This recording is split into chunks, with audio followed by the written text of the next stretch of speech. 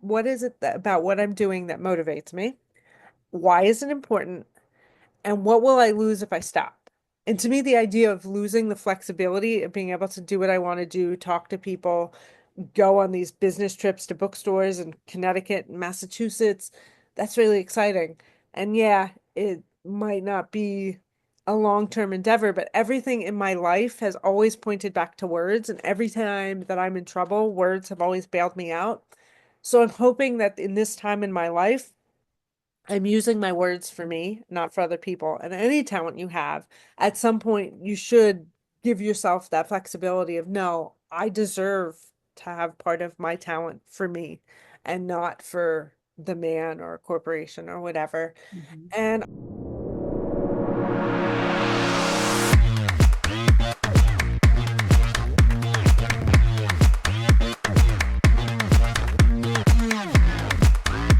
Welcome, everybody, to The Sound. I'm Donna Penna.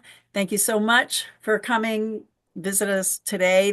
I have an amazing guest, as usual. I'm so excited to talk with Angel Ackerman today. But before we do that, I want to remind you, please hit the thumbs up, like, subscribe, share, comment. We need to get the word out to people that the sound is out there and there are people making a sound in the earth with what they're doing. So please do that. Don't forget to do that. I'll remind you and hit the notification bell too so that you know when the next video is coming up. So so, glad to have Angel with us. She is the publisher, owner, founder of Parisian I'm going to get them mixed up. oh, you've got it. You are on the right track. Don't doubt yourself. Parisian Phoenix Publishing. My tongue is getting all twisted today, but we're going to just talk about Angel, how she got here, what she does. She is an award-winning journalist, and I know does a lot of editing. I know she's been doing some mentoring with others who are writers or want to be writers. So we're going to talk about that. So if you are a writer or interested in that, your ears listen to what Angel has to say. She has loads of experience. So, Angel, welcome. Thank you so much for doing this. Thank you And for taking the time to talk with me. yes, of course, I know you have an interesting story to tell. Let's start with a little bit of a background. Tell us how'd you get started? Like, did you grow up wanting to write? Or I know when I was young, I wanted to be a writer. I love to write. I love to do poetry, songs, and all that. How did you get started? Well, my question, well, I want to ask another question to you, but we'll have to come back to that later, is what stopped you. But anyway, um, I've been like most writers, I've been writing my entire life. My first official notebook that I still have is from second grade, where I wrote all of my little poems and prose pieces. And I think one of my very famous poems from that period was "My Mom Wears Flip-Flops." So yeah, so that's a good one. That's up in my attic somewhere. Um, so yeah, it was always a way of expressing myself and getting thoughts onto paper. Pretty much my way of exploring the universe. Part of that might have to do with the fact that my mother is very driven with words. She's very good with words, and she always focused that on like crossword puzzles and things like that. And I discovered in my family that my great grandmother's little brother actually did some writing and was working on doing some essays and stuff and did some college writing, and he never really went anywhere with it. So I like to think that there is kind of a writing strain in my family. Maybe there's a writing DNA somewhere in there.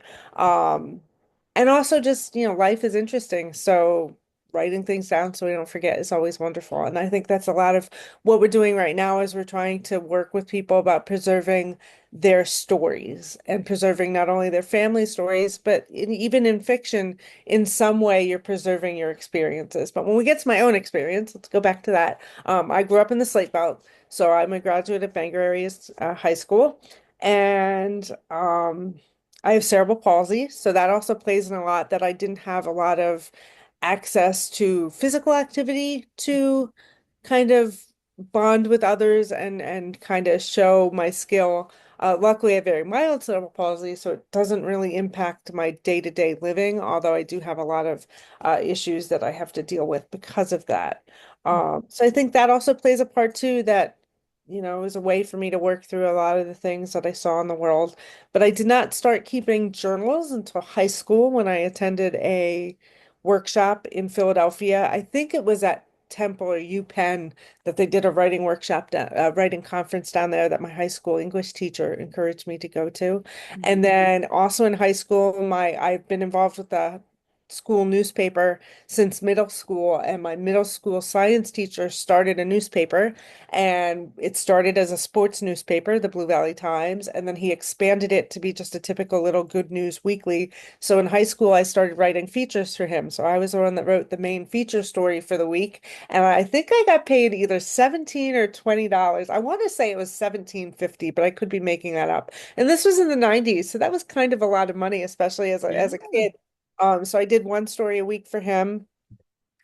And So I didn't want to interrupt you there, but oh, please. did you kind of know like right away that's the direction that you wanted to go? Because it seems like you've Well, kind of stepped into it. I think professionalism and society told me that was not the direction to go. By the time I got to college, I didn't know what I wanted to major in, which is silly when you think about it, because what was someone like me going to major in? I had to involve the English language at some point. I started college thinking that I would be a journalism major, but I'm not going to name names, but I got in a fight with the journalism professor on the first day of class as a freshman because I'd been working, um, as a journalist, technically professionally, because I was getting paid. And I never saw anyone do any of the things that he was having us do, which was like triple spacing copy and some other stuff. And I was like, excuse me, it's the 90s. We're supposed to be saving paper and being environmentally conscious. Why would we print out stuff and triple space it when people are editing on screen anyway? That makes no sense. And I challenged him a lot. And at the end of the semester, he gave me a B on my final project, which was an obituary on Mike Royko, who's not dead yet, because that was the point. Big celebrities, big newspapers usually write their obituaries in advance. And then when they actually die, they just update them because, Oh they're my too gosh. important. So I picked Mike Royko, and he was a columnist, and I'd read his columns since I was like 14. I read like six of his books for the project, and I did all the research. And at the end of the project, I asked why I only got a B, and the professor said, "Well, I don't think you didn't read enough of his work." And I was like, "Well, you didn't ask me for a bibliography, you asked for a work cited. I think you can't make that determination without asking me for a bibliography." And so I never took a class with him again, all because he gave me a B, and I was just so mad. And I'm like, I can't learn anything from this man. I'm so pig-headed. So I actually ended up mostly being, technically, I was an English language and literature major and a French language and literature major.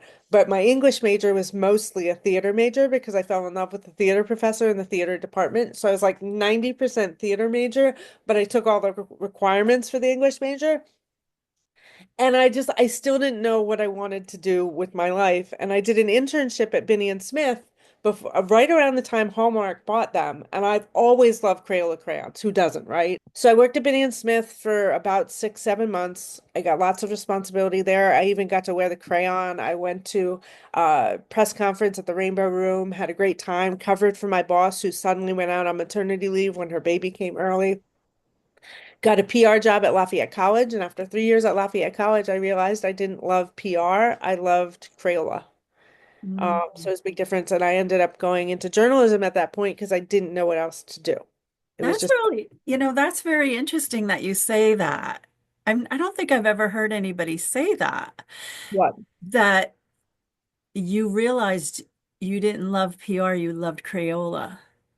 I think what hit me in that experience was, as a PR person, your job is to sell whatever you have to sell. Mhm. And back then, PR was much more print media and much more on the ground than it is now. Like, I would not be qualified now to be a PR professional.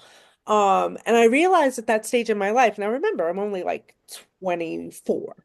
And I realized at that stage in my life that, like, I mean, Lafayette was a great place, but there wasn't a whole lot of room to grow. And I kind of got to a point where I couldn't grow anymore. And I realized, like, what if I had to work for a company like Philip Morris? Could I sell cigarettes? And I'm like, no. And that's another reason why I was never interested. And I did some interviews with my connections with some advertising companies in New York. And I think that's what really made me think about it. I'm like, I don't have the mentality to just sell what I need to sell. Like I have to believe in what I'm selling. And that's followed me through my whole career.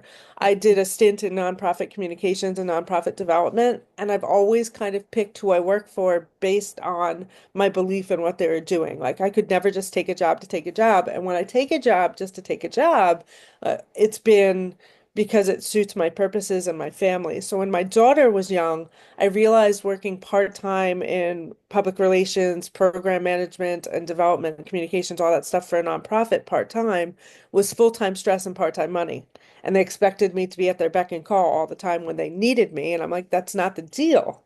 So I ended up working at Target for 9 years because I could go punch a time clock, do what I needed to do, pay for the groceries, which is what I needed to do, and take care of my daughter because I also believed, and I have no problems with people who have different lifestyles, but for me, I wanted to raise my daughter. Like I did not have a child to put them in daycare. I understand some fe families value their careers and and they have to balance career and families, and daycares are definitely necessary. My daughter wasn't taking naps for her grandparents, so her grandparents were helping out with childcare, and I thought that was the ideal situation. But then she had different standards. She could get away with some stuff with grandparents and some stuff with Of me. And I was course. so that's what I decided to do was to work at Target for 9 years. And I think as a writer, that was actually really beneficial because you see all those people. You work with all sorts of people. You do all sorts of jobs. And I mean, it helps, and it helped me as a journalist as well because you're in the trenches. Hmm. You're seeing what real life is all about. You're not just experiencing like the straight middle class kind of trajectory. You're challenging society's beliefs because everybody says, oh, like technically I have two top college degrees and part of a master's. I should not be working at Target. Well, it suits me right now. Hmm. And I'm not going to trade my lifestyle for a big fancy house. I don't want two car payments. Right now my 21-year-old daughter has her own business and she is my car most of the time because she can't afford one on her own. And I work from home a lot of the time. So, Yeah.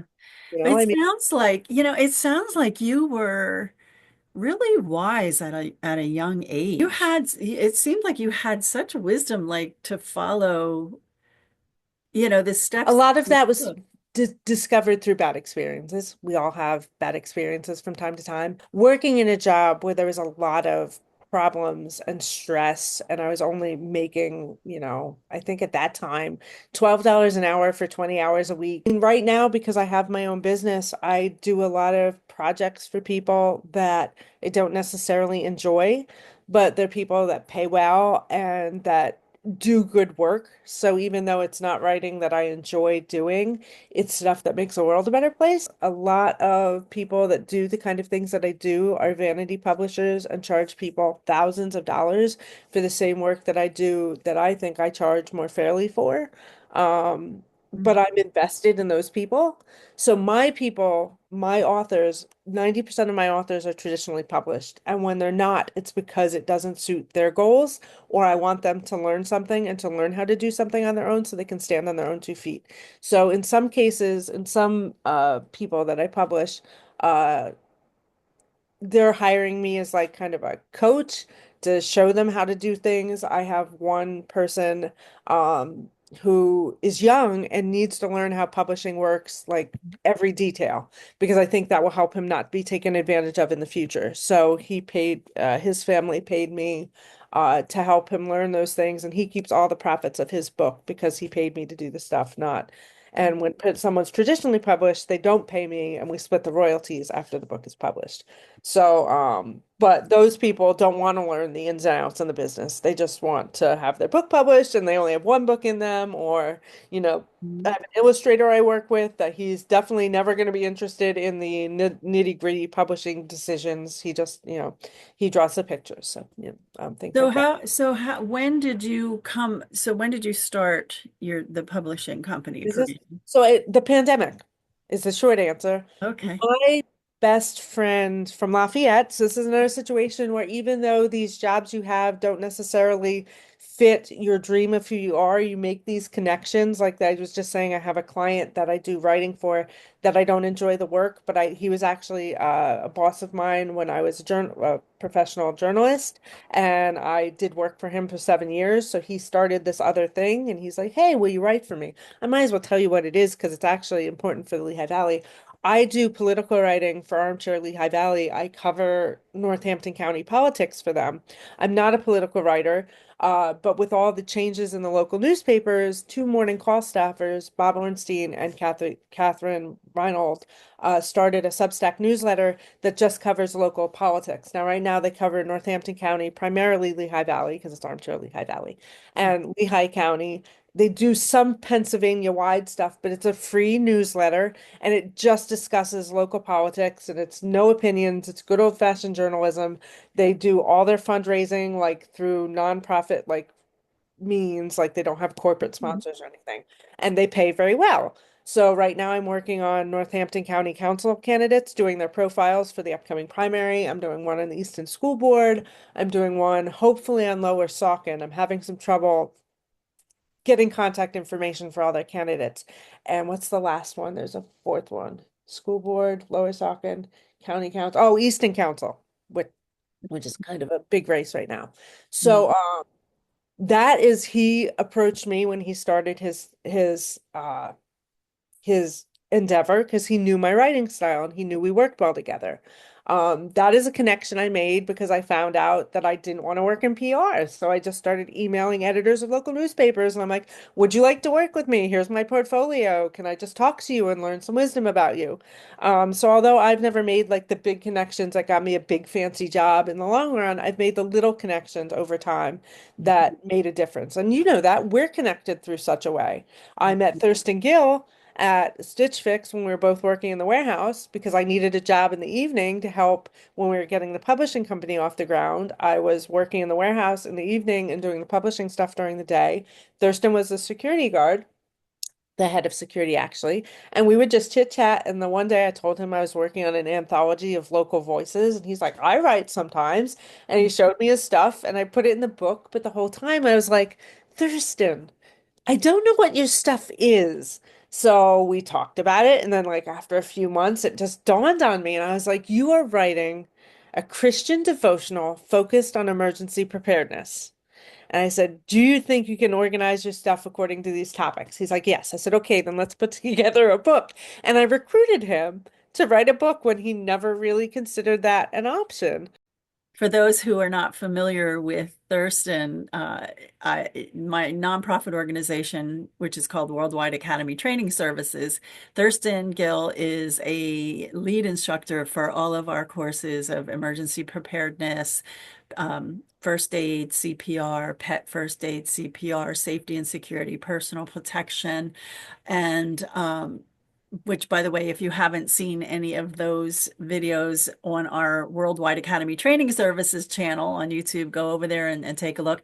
Angel, also, we did a canning recording, I think it was last year or so. Yeah, it was a while ago. And yeah, go check out hers. But so that's, yes, and that is amazing, that you could see that in him. And because I have the little devotional. It's so good. I think I've been through it 3 times already. And I've seen the change in his writing. There it is. Yeah. And I've seen the change in his writing from then until even now. And so it's amazing that you could pull that out of him. And I think, I know that I'm like in my time in my life, that's kind of where I'm at too. Is like I feel like I'm in that last quarter. I'm trying to pull out of people what their purpose is, help them to fulfill their callings and to be able to give them some wisdom of things that I've been through. And so I can see that you're doing that with mentoring through your publishing company as well. So yeah, I just wanted to kind of fill people in on who Thurston Yeah. is. Yeah. And that's why we're connected because Thurston published the book. So you were asking some questions, and we found out we all have very similar values and interests that kind of overlap. And that's what I think both of our endeavors are about. We're building community so that we can share our strengths together. And that's definitely on a much different scale. That's definitely what Thurston's about too. He's a little more serious about it. And he's trying to make sure everyone's safe and that we're all going to survive, whatever happens in the world. But that's definitely what he's about is like, okay, this is who you are. We joke all the time. We're like, okay, so if there's an emergency, my job is going to be not only to help people like communicate and get clear messages out, but Mhm. also I'm really good at you give me scraps of food and I will make meals. Like, so that's, we make these Yeah. jokes all the time that if we have a network, but that's what I do in business. I see like Thurston's book, we'll use that as an example. So this book, the cover is actually by an artist that read Thurston's work in the anthology we put together, and she really loved his stuff. She just thought it was little mini poems, and she's like, I think they're awesome. And I said to Thurston, I said, do you want me? I'm going to ask Marianne if she'd like to do the cover of your book. So I mentioned it to her. She goes, oh yes, I'd love to. So Mm. she did the cover of Thurston's book. And Thurston purchased the painting and put it in his home. So now Oh, when, I didn't know that. yeah, yeah, I absolutely love that painting. yeah, it's a really beautiful painting. It was funny because she came up with the concept all on her own and sent Thurston some pictures and said, "Here, this is what I'm thinking."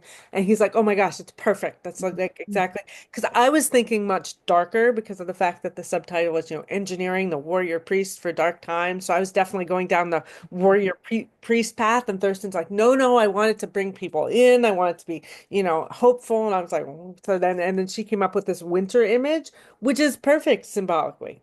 The sunrise, the win or sunset, depending. Yeah, Yeah, it's so beautiful. so being able to and now when Marianne is out and I made postcards with the painting on them that say on the bottom the title of the book and the name of the publishing company, and then she can distribute those postcards when she's at her art events. And it doesn't cost her anything or subtract anything from what she's doing. We promote her, she promotes us. And if anybody ever needs a fine artist, like she's part of our team.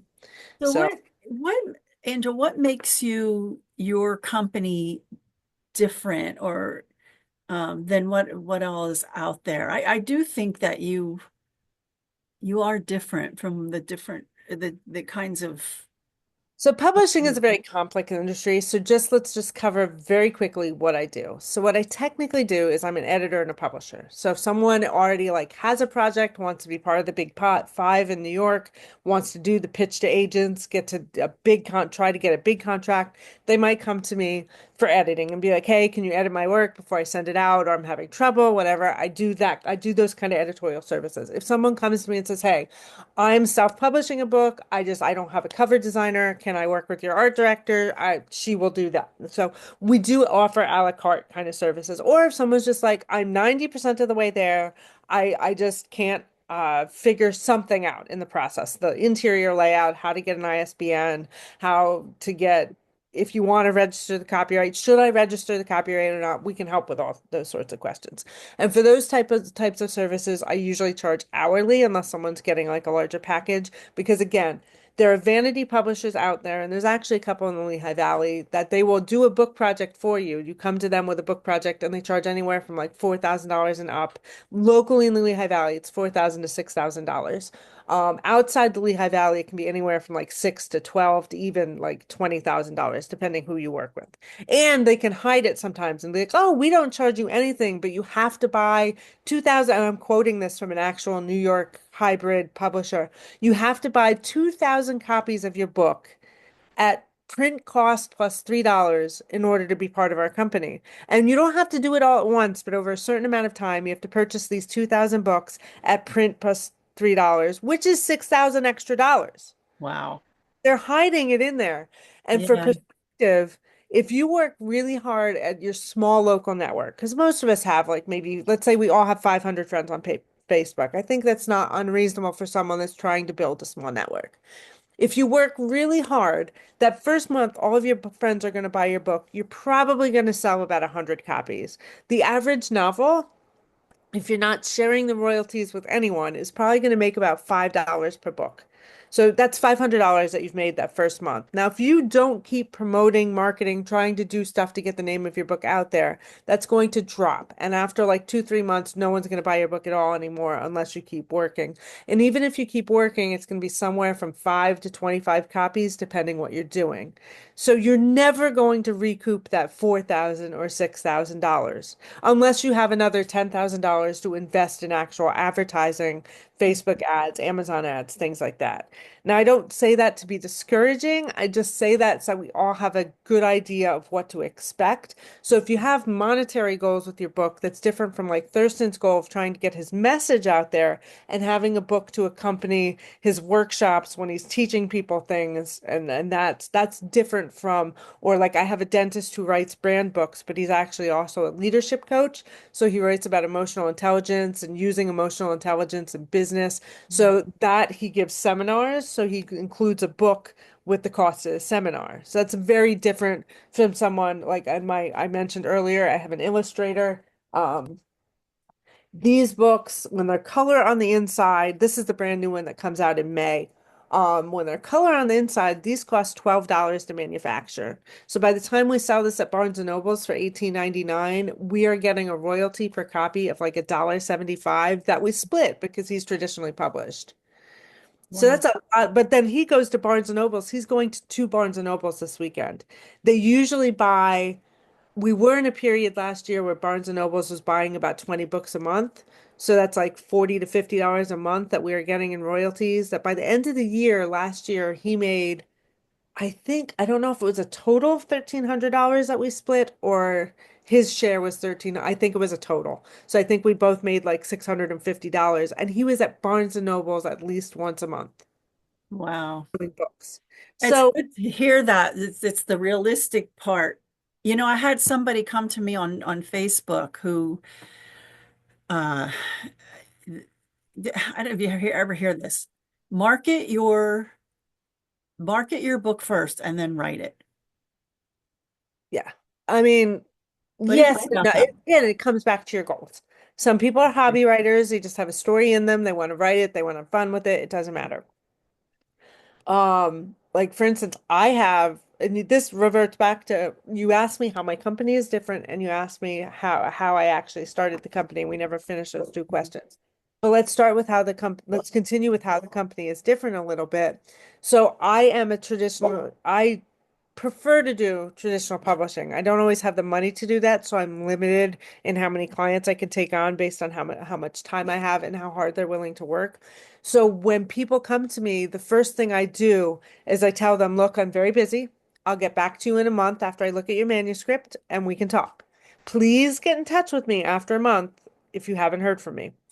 And Donna, I never get back to them within the month because test number one is I need people who are going to stay on top of what they're asked to do and follow up because I'm very busy. We're a small company and things do sometimes fall through the cracks. So need someone that's not afraid to be like, Angel, you told me you'd have this done by this time. What did you do it? Right. Where are you with that Right. project? I Yeah. need someone who's going to be able to teamwork like that. Hmm. I ask people how they found us and why they think they're a good fit. Because now more and more people are finding me on the internet through different writing services and whatnot, like different writing websites. And I need those people to have at least an idea of who we are. So if they come back to me, they say, I found one big one is chill subs. I'm not even sure like exactly what they're all about, but they're definitely a resource for writers and they try to put different small presses and stuff together. So, and then if they just say that, I'm like, okay, but why are you a good fit? They're like, well, we went to your website and we saw this, this, and this, and we thought that was cool. I'm like, all right, so you did look at our website. And then I usually ask, have you looked at any of our physical books? Because I think it's really important for writers to have books that look like what they want their books to look like. So even though they can't control everything, I've had people get their books from a publisher and it was ugly to them, or the quality wasn't what they wanted. And this is your baby. So you have to know before going in. And even if it's just go onto Amazon and look at the free sample if they do ebooks, so you can read and make sure that they actually edit the books, like that they look clean, things like that, because that's important. And every person that comes on board as an author or an artist, because we try to connect photographers, fine artists, the illustrator who does this book, Um, the poet, this is another book coming out. This is coming out in June.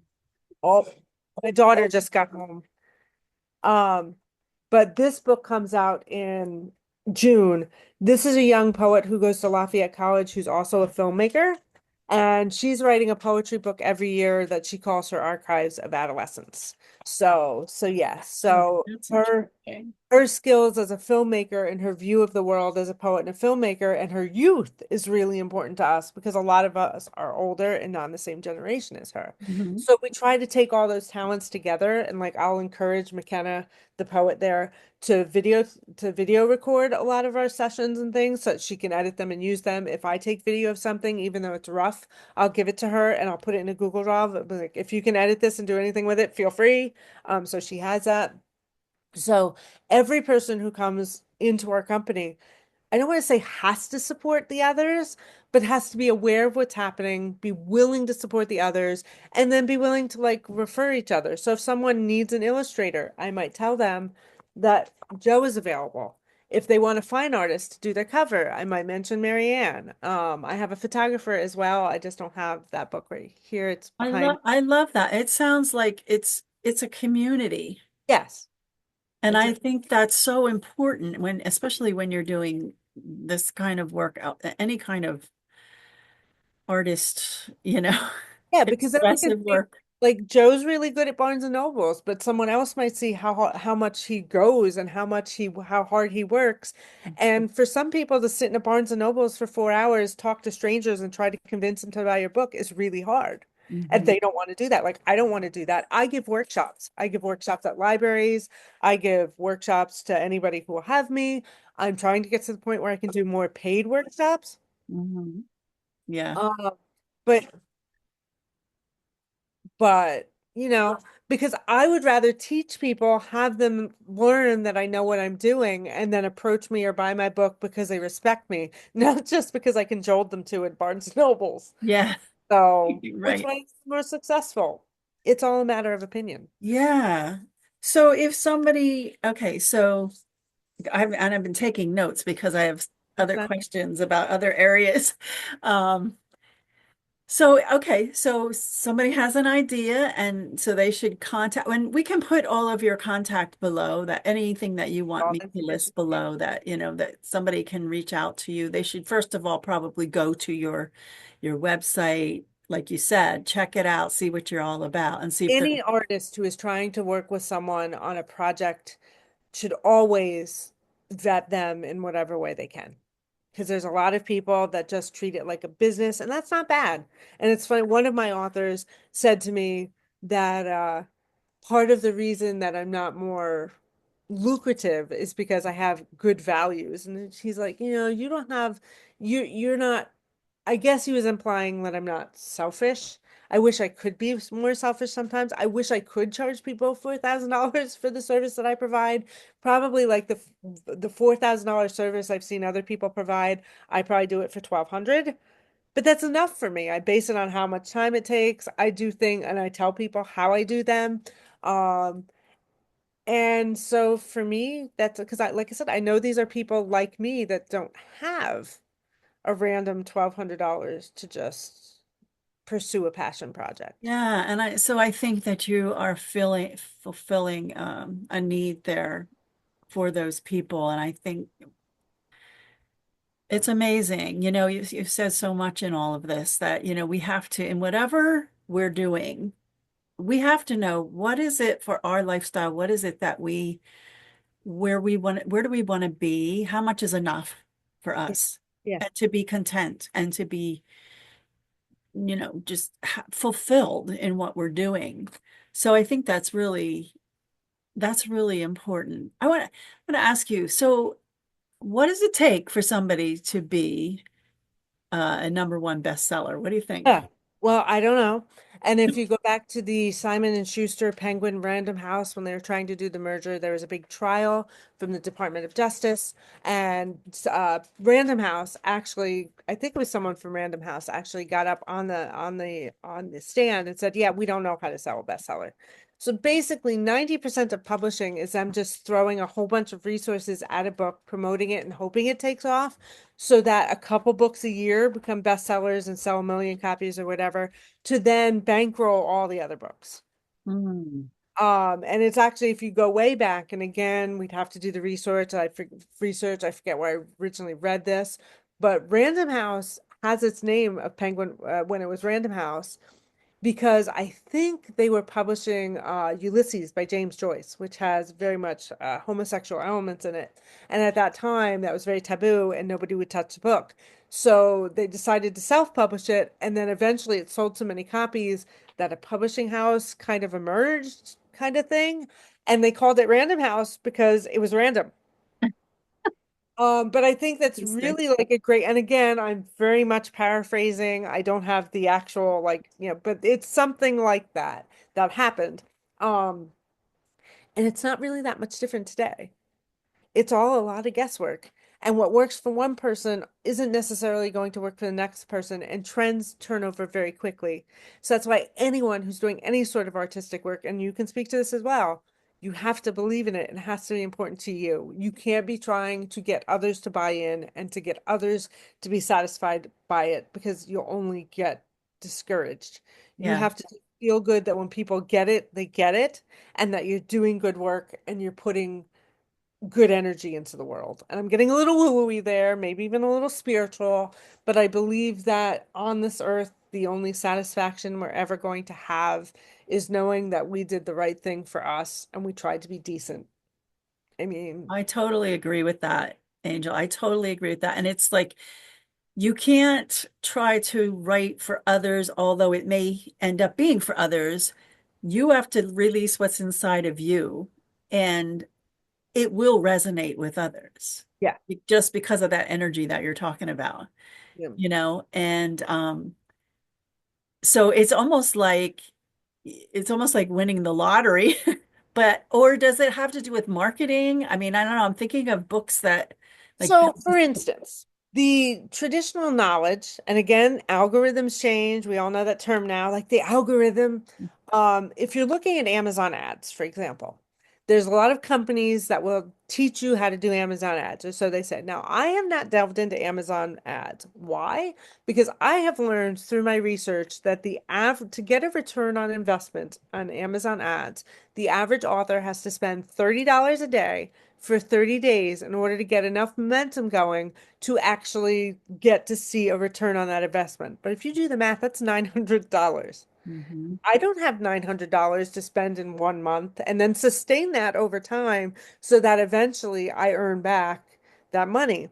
But in addition, they also say that you should have fiction, preferably something romantic or, appealing to women. And you need a series in order for it to work. So then now you have this whole set of criteria. Now, technically, I have a series.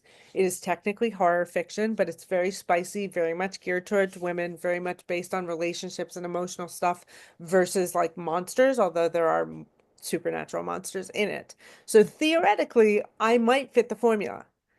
But am I willing to spend $1,000 at this time to find out? Not really. Now, I'm hoping one of my clients who has more to invest might try that at some time. We can work together. I can learn from a client who has that income. I also applied to the Pennsylvania Creative Entrepreneurial Fund for creative small businesses, and one of the things they will pay for is advertising. So I split my proposal into two halves because they'll only give you up to $2,000 if you're accepted. Mhm. And I said I'd like $1,000 to play with Amazon ads to try and get national reach, but I'd like $1,000 to split into several parts. And I gave five potential ways, depending on who gave me proposals and who was willing to work with me, that I would spend that other $1,000 locally. And that included like WDIY, doing an advertising package with them and Mhm. working with them as a local public radio station. Because again, their values are very similar to mine with the journalistic background and also just Mhm. community. I wanted to work with local podcasters and do that local uh networking groups and also local like Chamber of Commerce promoting local businesses type. So those were the ways that I divided up that other $1,000, like again, based on the timing and what proposals were available, how I would like to spend that other $1,000 to both try and get national reach and support other small businesses and businesses that do th things that promote other small businesses, to try and build the whole community. So I don't know if it'll be accepted. I don't know if the money is even available these days because it's a state program, but Yeah. I did start the process to apply for that money. I think you're kind of like me too. It's like I never let not having I never let the lack of fun stop me from doing what I wanted to do anyway. I just do it. That's why I tell people like just do it. Well, but it takes yeah, it does, but it'll work out. Just find a way to do it. You can break things down into pieces and do it. I want to switch a little bit. As you're talking, I was thinking, what about AI? What do you think Okay. about AI and how that is affecting the publishing world? If it, So there's two things that, or maybe even three, that we need to consider. And the first is we have been working with AI for decades now. Our spell check is AI. mm, Now, our predictive text on our phones, which started on our phones, and now it's in our word processing programs. Like we have been working with AI for a long time.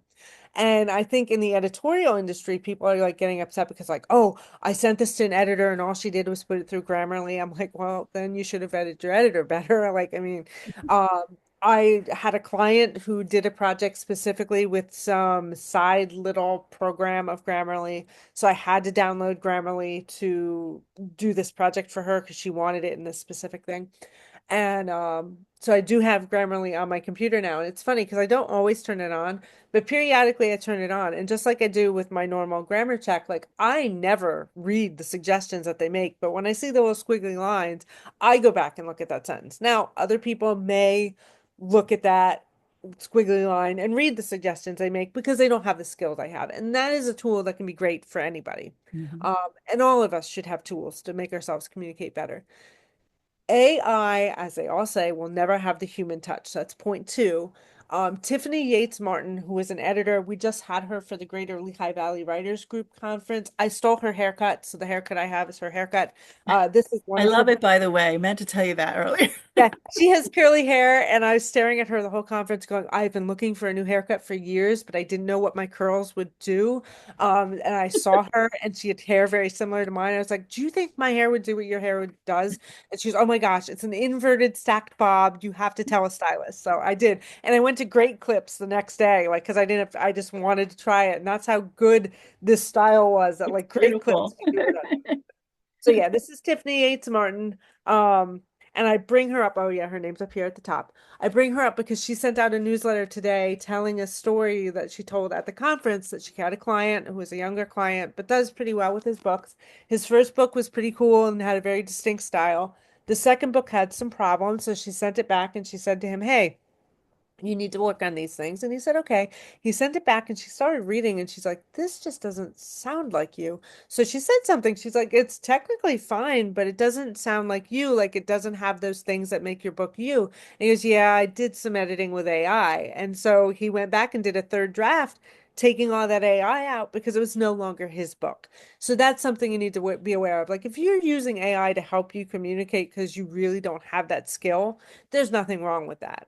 But now there's a third option that now people are using AI to mimic or to make copies of authors' work and to publish books at the rate of like 10 per day or 100 per day. And Jane Friedman, another editor and more technologically driven author who's been following this stuff for a long time, Joanna Penn in the UK is another one who's very up on technology. But I think it was Jane Friedman that she found basically clones of her work with her name that wasn't quite her book, but was like some of the content with her book with other stuff. And it turns out that she had to trademark her name in order to have more footing to be able to fight those kinds of cases. Now, if I ever get that popular and known for my advice that that's a problem, I will gladly take on that problem. Because right now, only people here in the Lehigh Valley kind of know that I exist, except for a few pockets. I have authors in Oregon and Massachusetts. I seem to be gaining some ground up there, um, just by coincidence. That's because of the internet. But yeah, so AI is not going anywhere and it's a tool. Yeah, So it's certainly not going anywhere, and it is a tool. I actually used I love it sometimes, to be honest with you, when I'm like tired, I want to write a news release or, and it's just the words are just not coming. I'll just throw it in and then but then like what you said, I'll look at some of it and go, this doesn't sound like me, or it's a little too flowery or too, so then I'll just yeah, tweak and it gets things you over up. the stumbling block though, but that's where it's a valuable tool. Also, depending on the AI tool, if you're doing research, it's a lot faster now to do research, but you also can't always trust it. So you need to verify what it's telling you. I actually had that the other day where now Google has that automatic summary and I'm reading it and I'm going and I knew something about the topic. I think I was just Googling it because I didn't remember the web address or something. And I'm reading it and I'm going, this is wrong. Like it does not know what it's Yeah, talking about. I think we have to remember that people are programming it, you Well, know? and I even more mean, than that, though, the internet is programming it. It's reading everything out there. And we all know the stuff on the internet is not necessarily finding credible information is from my time as a journalist, one of the skills that I have. Like I'm very good at weeding out bad information. I'm also very good at knowing where to look for proper information. I mean, just silly things like my daughter was having trouble getting her car registration renewed, and she was having trouble navigating the Pennsylvania Department of Vehicles website. And I just put in a couple keywords, but I knew the words that would call up the page that she wanted. And within seconds, I just went on and renewed her car, her car registration for her because mhm. that's something that I'm skilled at. So if you don't have that skill, it's very easy to just be kind of sucked into, oh, well, the computer's telling me this. Yeah, yeah. I want to ask you more on a personal level Sure. about you mentioned this cerebral palsy. So, I mean, talking to you now, listening to you, I know you said it was more of a mild. I have diplegic spastic cerebral palsy. So what that means is my leg muscles don't communicate properly with my brain. So my leg muscles never relax. So there's nothing wrong with my upper body. And actually upper body wise, like I'm extremely strong and and it's a blessing actually, because if I have a fall or whatnot, I can at least count on my upper body to help rescue me. And that's something that Thurston and I have also talked about because Thurston had an accident where he had a severe leg break, and he learned very quickly that you can be a very strong person, but if you can't maneuver your own body weight, if you're not used, that's a very big challenge. I mean, ask anybody who's never been on crutches that's suddenly on crutches, and we take for granted how hard it is to actually move a body. And again, as an artist and a dancer, like you understand the dexterity and the skill and the balance and the coordination that goes into every movement we make. Mhm. So yeah, so I have diplegic spastic cerebral palsy, and because of that, like my tendons in my heels are too short, so I don't have a whole lot of flexibility in my ankles compared to a normal person. Because of some of the way my body moved and developed as a child, uh, my femurs kind of face the wrong way, so I have femoral anteversion, which means that in my hip socket, my femurs kind of point to the back instead of the front. So every time I move, I'm kind of fighting them to go forward. This is all stuff I learned in my 40s because my mother, and this is not my parents, this is no criticism of them. It was the 80s. I get it. Back then, the interventions for this kind of stuff were very severe. I was born premature. My lungs collapsed twice. I was 3 pounds, 7 ounces in Oh. 1975. I'm going to be 50 this year. So, and that was a micro preemie comparatively to today's standards. Like 3 pounds, 7 ounces, and surviving was kind of a big deal. I was in the hospital for months after I was born. They told my mother I'd never walk, I'd never talk. Well, first they told her I'd never live, that I was gonna I wouldn't make it out of the hospital as a newborn, which is why I had the name Angel. Because my mother was not a religious woman, and she thought, well, God would not refuse a baby named Angel a place in heaven. So that's how I Oh. got my name. Yeah. So, and then I lived. So, and it's funny because everybody thinks it's short for Angelique or like has some different story to it or that I'm a Spanish man, but nope. That's just what happened. Like it was one of those spur of the moment things that my mom was in that situation. Oh. So these kind of things kept happening over and over again in my preschool days. And so by the time I was 5, my mother stopped taking me to doctors because everything they told her was wrong. They said I'd never walk. Granted, I didn't talk till I was like 2. I didn't walk till I was like 3. I didn't potty train till I was like 3. Well, and I ended up being salutatorian of my high school class. Oh, because I was supposed to have intellectual delays as well. So obviously they were wrong. So my mom's like, well, they don't know what they're talking about. We'll just stop taking her. And I'm kind of grateful she did that because one of the interventions that I don't know if they still do it. I know they still did it in like the 90s. I hope they got wiser, but maybe they did not. And actually, an orthopedic surgeon told me this. When a child with cerebral palsy of my type or any of the type anything that impacts the legs and the femurs get backwards the way they do, they after the child goes through puberty, so they're full grown, they they go in and they literally go into the hip and rotate the femur and put it where it belongs and then put you in a body cast for a couple months until it heals. A lot of those kids now are like 25, 30 years old, and I don't know about the ones my age, but these ones that are more vocal about it, because my generation was also taught you don't talk about it, you don't admit you're disabled, you try to pass.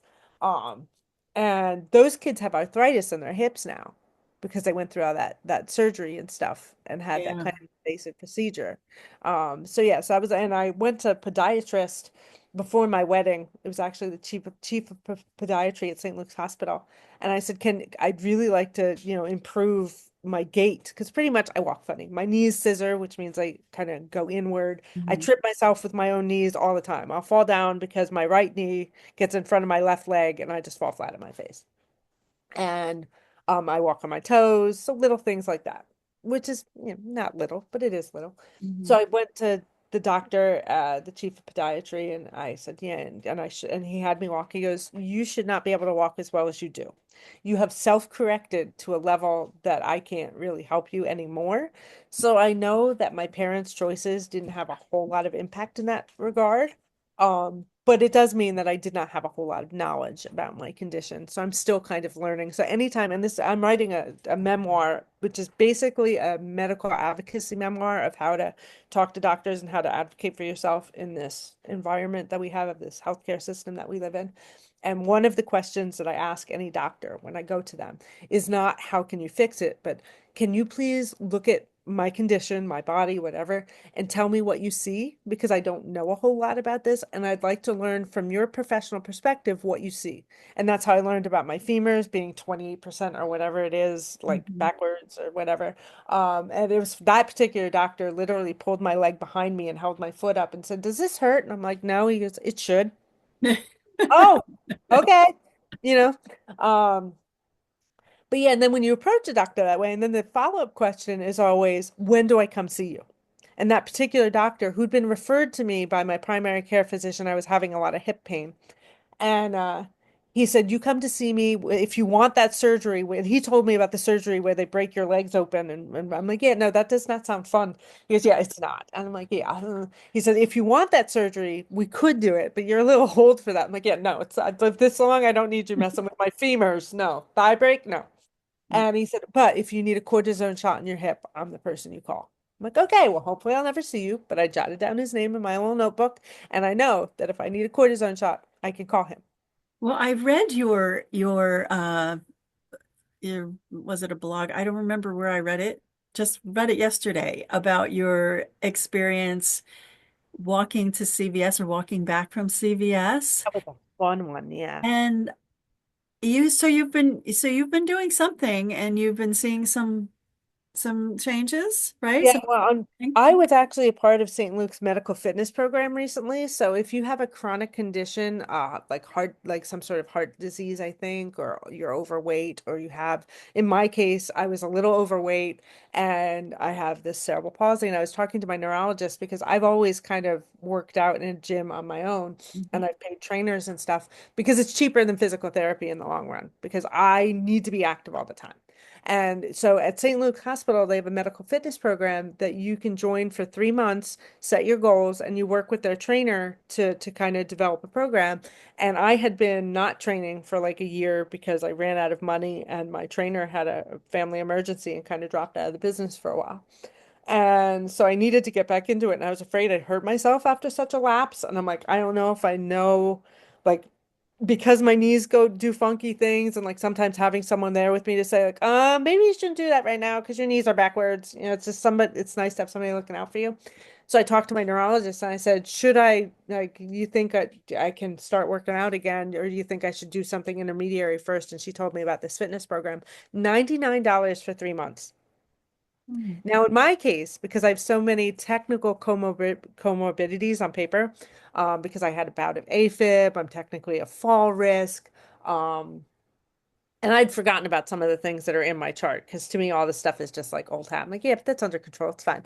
So Mm. they determined that, oh, and when I went to get the intake for the program, my blood pressure was sky high. And I'm very high strung and a nervous person. So any changes in environment, and we just could not get it down.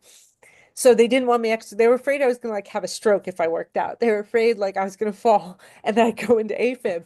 And I'm like, no, really, I'm not. So they said you can't work out without a trainer. You have to make an appointment for every session. So I was going in 2 to 3 times a week and working with a personal trainer like one on one for this whole period, this 3 month period for $99. It was awesome. But now, since it's been so cold, I haven't been going out to my home gym and doing it nearly as much as I should. So I'm kind of paying the price now. But the incident you're referring to is when I fall, like I mentioned, I usually fall over my own feet or my own knees. And I was coming home from CVS. The CVS is about a half a mile away. So I walk on purpose to help get the exercise because my muscles don't relax. So they need to be reminded to move and how to move. Um, so I'm walking home from CVS and I have my bag on my shoulder and I start to fall. And usually, once I start to fall, I either catch myself right away by putting my hands out like a normal person or I fall. Like there's no in between. But Mhm. this particular time, I'd gotten almost to the ground and my hands were on the ground, but the rest of my body didn't fall, didn't follow. And it was like I just bent over at the waist and put my hands on the ground. I was like, that has never happened before in my life. I didn't scrape my hands because usually, even if Mhm. and usually once my hands hit the ground, I kind of do a twisted roll so that I end up in the grass or whatever way I can minimize the impact of the fall. Uh, great, great way to deal with falls is just to make sure you fall well. Uh, but yeah, so and that had never happened to me before in my life. So I guess that's a sign that my balance has improved, but it also made me really mad at myself because I'm like, you really need to keep up with the stuff that you're doing because this is a new thing. Yeah, or to show you that you are stronger, like the working out and being Something able about to, my balance must have been just like dead on that day. That my yeah, body was probably fatigued enough that I was struggling to move, but my balance was strong enough that I could catch myself that far into a fall. yeah. So yeah. Do you do you ever get to a point, or have you gotten to a point where you're just like, this is just not worth it? In what Think about regards? in your business, your publishing. Have you ever been, I mean, because I think like those of us who do run businesses and who give so much of ourselves that we sometimes we might feel like, this just isn't worth it anymore. There's been a lot of times this winter because the retail season this winter, our book sales are way down. So I'm being a little more creative about my income streams right now. And I get imposter syndrome a lot, especially since I do tend to run my business in a nice way. So I get kind of like, oh, why don't I get the respect that this person gets or that person gets? And there's such, why can't anyone else see that the emperor is not wearing clothes? Mhm. But to me, and it's funny because every once in a while I'm like, maybe you should just get a real job. And I look at I watch Indeed and the job listings like all the time, and I'm like, oh, but I just so don't want to do that. And I'd rather be poor. Like I'd rather have to worry a little bit. Like even today, you and I wouldn't be talking like this if I were in a 9 to 5 office job. I do have stuff to do today. I'll get it done eventually. And sometimes, and this is one that's really hard for me, is sometimes I have to accept that, okay, today is just not going to be a productive day. So you check your finances and be like, okay, how much money do I need to make by the end of the month to make ends meet? And how much is supposed to come? I mean, I have clients that owe me money right now that I'm really hoping some of them are going to come through tomorrow. Am I happy with the way that I've organized my finances in my life? No, but in the end, they're just numbers. I'm not in debt. I mean, I am like any normal person. I own a home, but I should have my mortgage paid off by the time I'm under 60. I only have a few more years left on it. So in the long run, I also have been in business officially in Parisian Phoenix since 2021. So this is kind of a make or break time period. They say like 3 to 5 years is when a business starts to struggle or whatever. And I'm like, okay, so we're going through some growing pains. Like the things we thought were steady income streams just turned out to be a flash in the pan. So we have to work on that. Mhm. So but Yeah, sometimes you just have to ask yourself, what is it about what I'm doing that motivates me? Why is it important? And what will I lose if I stop? And to me, the idea of losing the flexibility of being able to do what I want to do, talk to people, go on these business trips to bookstores in Connecticut and Massachusetts, that's really exciting. And yeah, it might not be a long-term endeavor, but everything in my life has always pointed back to words. And every time that I'm in trouble, words have always bailed me out.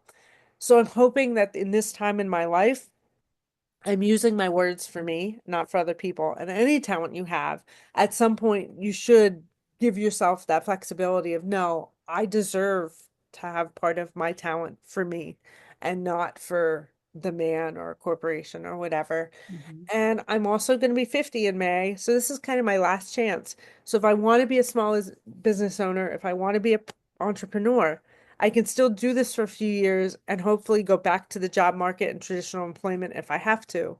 But in another 10 years, I'm going to be in that retirement zone. And even though it's not supposed to be a thing, the reality is businesses are going to be less apt to hire me in 10 more years. So it's now or never. And you always have to ask yourself in any endeavor, the what ifs. What are the regrets I can live with? And what's more important to me? And I'd rather try and fail and know that I tried than always wonder what would have happened if I tried. Absolutely. Wow, you said it all. And I think for me, like having the freedom has always been like my top priority, flexibility and following my heart, doing what I feel I'm to be doing. And I think it's really important for people to sit with themselves. We're so busy. We're still, it's and it is hard now. I feel sorry. I feel bad for young people. And I think that's why it's so important that people like yourself and others and myself who have the experience, who are getting to that age and that time in their lives where, well, I'm not slowing down. And I never could see myself ever slowing down. Um, and I think we just lost Angel. So I'll just finish this out. Oh, there she is. Okay. I thought I lost you for a second. Yeah. Zoom So 40 crash that time. yes, I was, just saying that it's important to have people like ourselves to be able to mentor the younger people and And the especially older people and sometimes. the older people because let's face it, you cannot live on Social Security. Let's just, I mean, people, it's a different generation. You can't. And are you going to be fulfilled? Some people will be, they're retired. I'm just going to whatever they desire to do. But um, I think that having that for me, having the freedom, the flexibility to do, maybe I can't, I'm a caregiver for my mom right now. She's 91 years old, suffering with dementia. And I can't just take off and travel like I want to do, although I feel very good about the place I'm in because I can still do what I want to do, Hmm. but not everything yet. But there are times when I say too, like, man, I've been doing these things for a long time.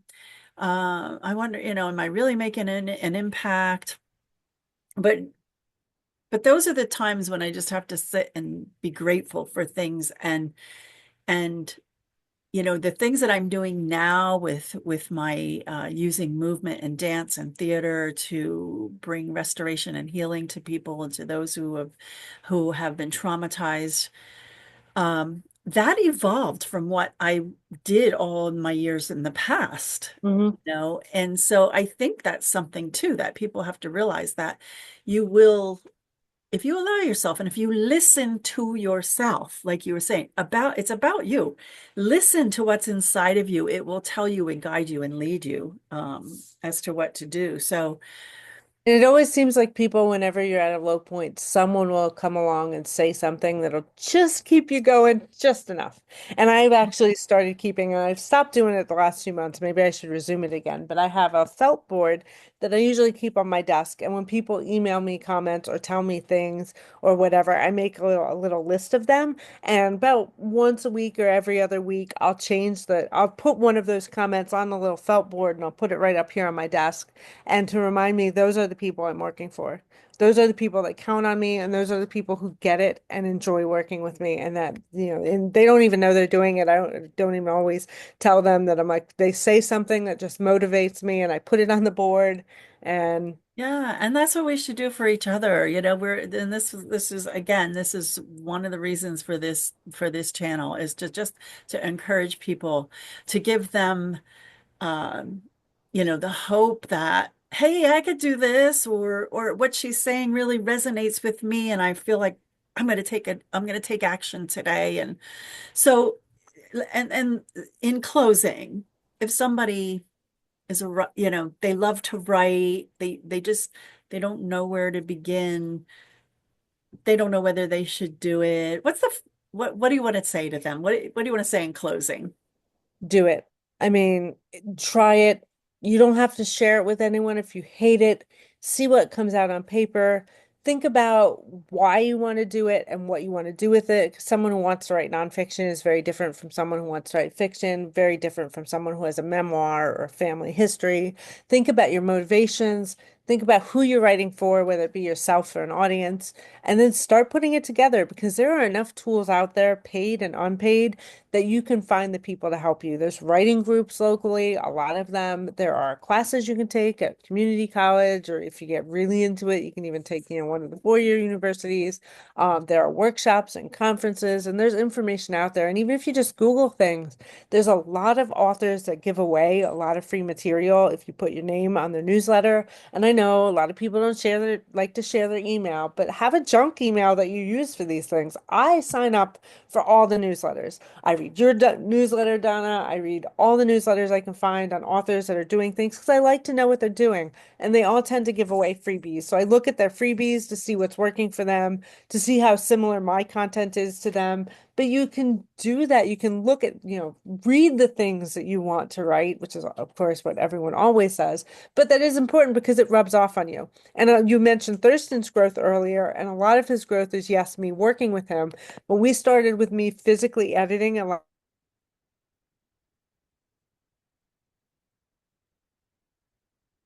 Did we lose you?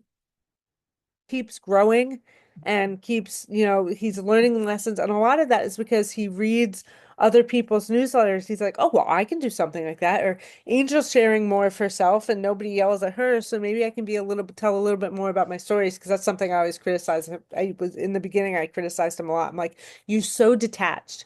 You want people to trust you with their personal safety and you're a lovable guy. Like you need to share more of yourself and, but he's a private person, which is fine. He Mhm. doesn't have to be crazy like me and share every detail of his life, but he can share like, oh, I had this experience at the grocery store, and he shared one that was very uncomfortable for him because it was an altercation, discussion in traffic one time, and I think there might have even been some racial undertones involved, and it was very upsetting to him.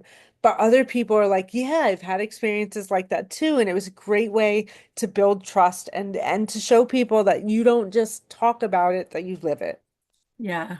And So and I just it's I when I started this, I didn't think it was going to be so hard for me to find people to share their stories. And now I'm starting to pick up steam, yeah, with yeah. but I just keep putting out there like if your story, even a part of it, just if you don't have to go into great depths if you don't want to, but your story can really touch somebody else and encourage them. And I just really feel that that's so important in this day and time. So, Angel, thank you so much. We're going to have to do we're going to have to do this again because I still have some other questions for Okay, you. I'm going to talk more about journalism and where sure. you are on that. And thank you so much. We're going to, we'll list Angel's contact info and her publishing company, all those links below in the description. Don't forget, everybody, to like, subscribe, share, comment. And thank you again, Angel, for doing this. And don't forget to go over to Worldwide Academy Training Services channel. Check out her canning procedure. I think we did that. Did we do in two? Well, we had Zoom problems that day too. I Yeah, think isn't that weird? maybe we're not. Maybe we have to get together and do something in person because Zoom doesn't like us. Yeah. But And yeah, I think I'm going to change the platform as well. So I'm just haven't had a chance to do it yet. So, yeah. Wow. but anyway, everybody, thank you so much. And we'll see you again in the next episode of The Sound. All right, ciao.